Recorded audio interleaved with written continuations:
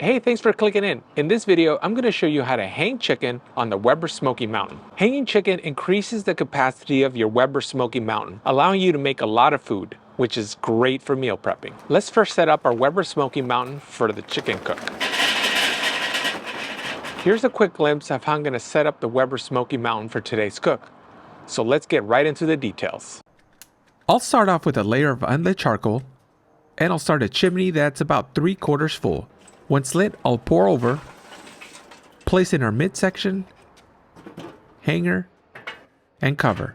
And we'll wait for it to come up to temperature and help clear out a little bit of the smoke. My top vent is fully open, the bottom vents are half open, and my target temperature is between 325 and 350 degrees. Also, I'm not using the water bowl. Next, let's prep up our chicken. Let's start off by removing the backbone on these two chickens. Removing the backbone is optional. I like cooking quite a few chickens using this technique, because once cooked, you can pull, vacuum seal, and you could use this chicken for all kinds of meals during the week. What do you like making with leftover pulled chicken? Leave me a comment down below. Removing the backbone and or cutting them in half is completely optional, but it's a good way to get more even cooking. Once we remove the backbone, let's cut these in half. You can also remove the keel bone at this point. Next, let's season up these chickens. Use your favorite rub here.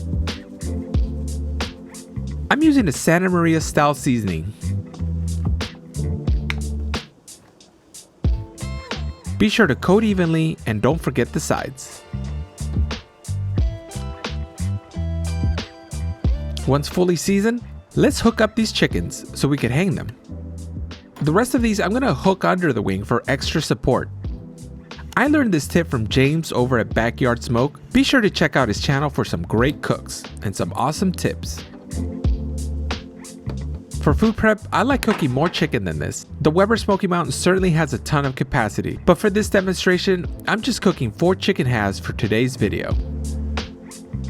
Once the chicken halves are hanged, let's cover and check back in an hour or so. Okay, these chickens aren't quite done yet, but they have great color so far. Let's keep the smoke rolling, do a quick rotation, and let it run for another 30 minutes or so.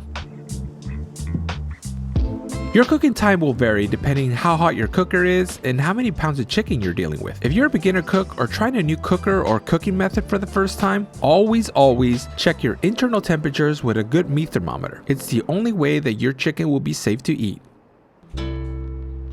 It's been 30 minutes. These chickens are done.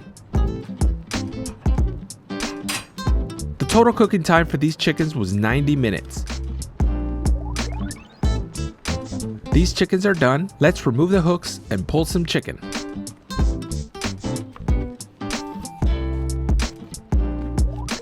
I'm gonna go ahead and remove the skin to crisp it up. I picked up this tip at Cooking with Rye's channel. We'll want to put the removed skin on the grill, let it crisp up, remove from the grill, chop, and then add it to our pulled chicken mixture.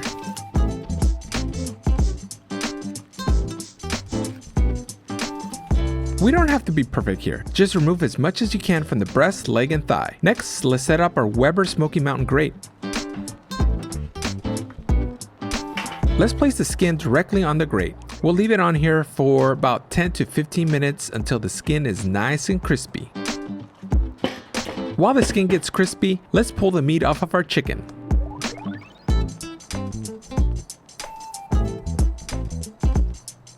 And give it a quick taste. A little bit of skin there. That's good eating. Now that the skins are nice and crispy, let's cut it up. Ooh, I love that sound of that crunch.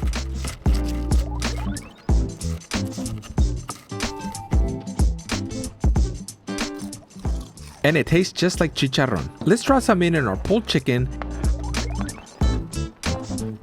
and give it a mix. A little taste test. Now you throw some of this chicken on a sandwich and you'll have one of the best pulled chicken sandwiches you'll ever have. Now, have you ever wondered if you could use this meat hanger on the Weber kettle? Well, click on this next video and I'm going to show you how. And better yet, I'm going to explain if it's worth it or not.